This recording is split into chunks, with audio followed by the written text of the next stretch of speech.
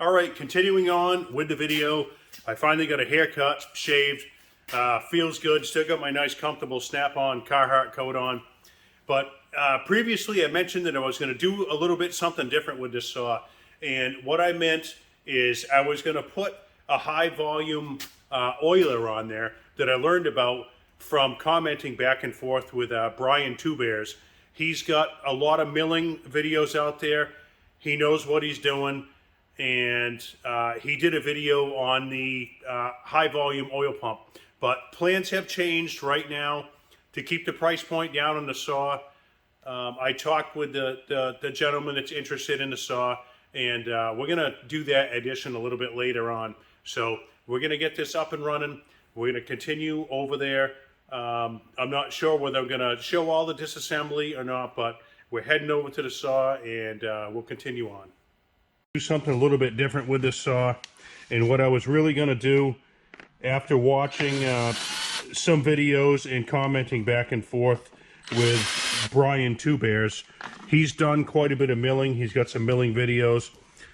I was going to go ahead and put a high volume oil pump on this, and we're not going to do that right now. We're going to save a few bucks on this saw, and when the guy gets ready to mill, that's something we can do later on.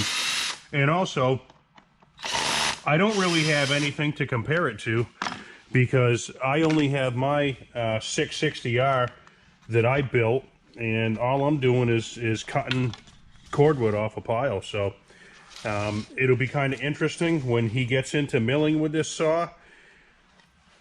We could swap out the bars and we can try my portage saw against this saw, and I think that is probably the best thing that I could possibly do.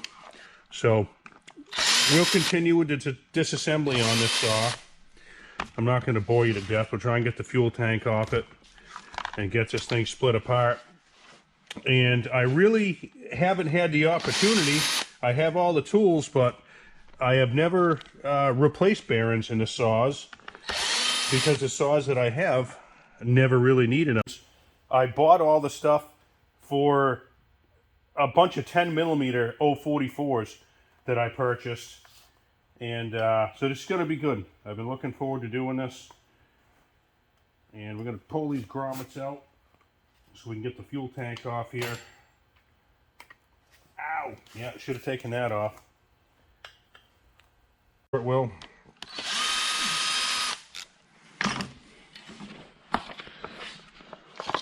Okay, here we go. So we got that apart, and I'll continue on when this is all stripped down and we start taking this apart. I will get back with you.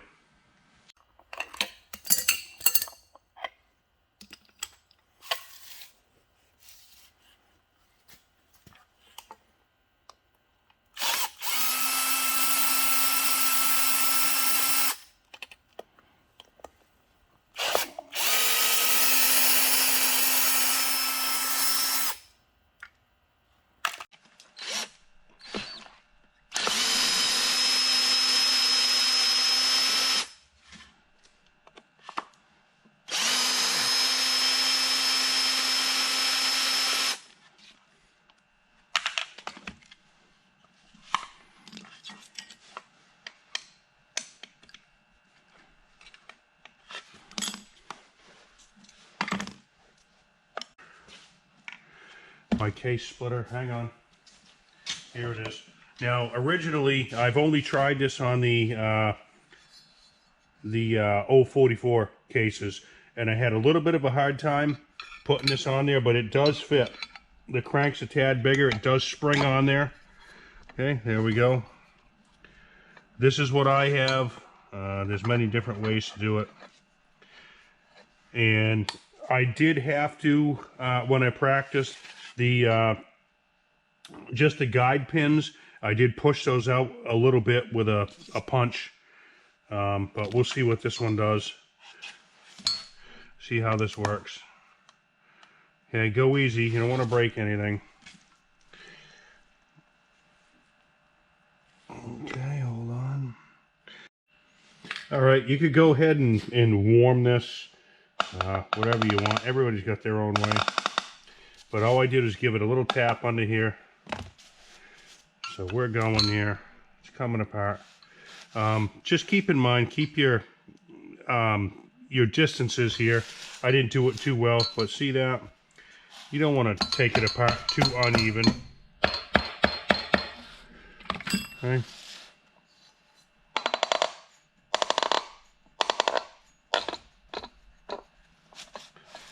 Okay, so we got one side.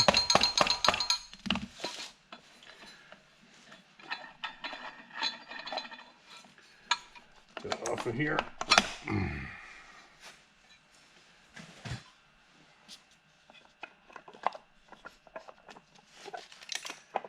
Come on now.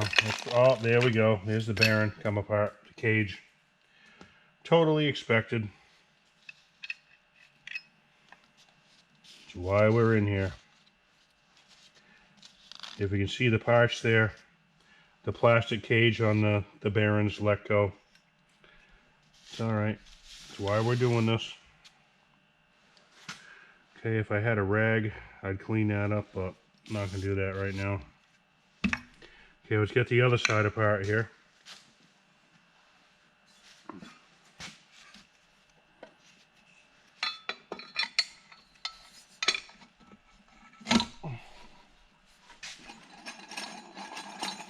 Hopefully you guys can see this.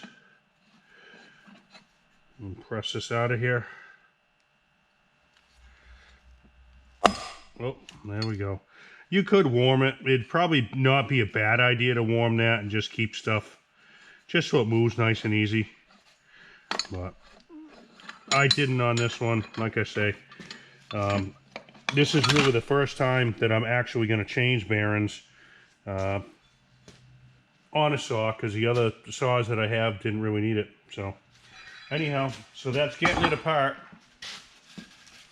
And keep track of what side's which, and we'll go from there. But obviously the inner parts of the bearing come apart on the PTO side.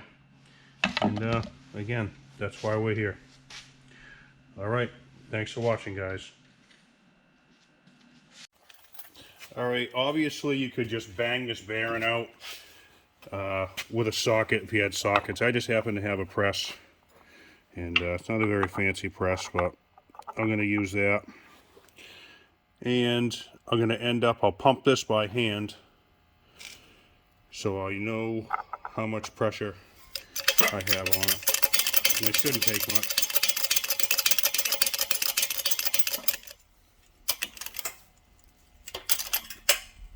That's taking a little bit. I'll use the handle, make sure my spacer is good on the bottom. Yeah, there we go. See, once it's broken free, you should be able to just use your hand. So you know there's not that much on it. But once again, it does hurt my shoulder cranking that thing. Okay. There we go. That one's out. Alright, I took my alignment pin out of here so it sits flat on here. Again, many different ways to do this. I'm just going to do it this way. I'll give it a try anyways. I'm going to put a little heat to the case with a heat gun over here. Again, just the way I'm going to do this. And it might help push that out. I know I'm not going to save the bearing. I just want to make it as easy as possible.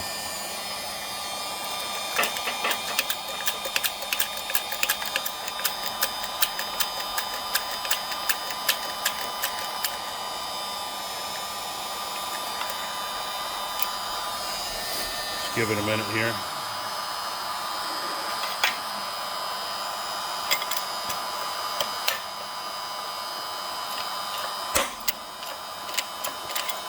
And again, probably would have come out no problem without the heat.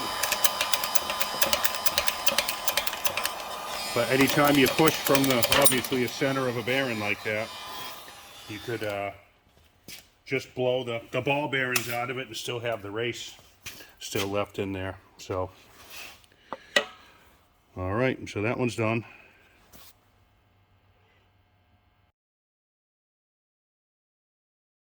All right, guys, thanks for hanging in there. If you made it all the way to the end, I really appreciate you guys stopping back and checking out what I'm doing. So as I continue with the saw, I'll do some more video. I'm going to need some time. I don't have a lot of time to work on it, but I'll continue to put that stuff together, and we'll get this thing up and running. So thanks a lot, guys. Thanks for hanging in there, and hope everybody's doing well.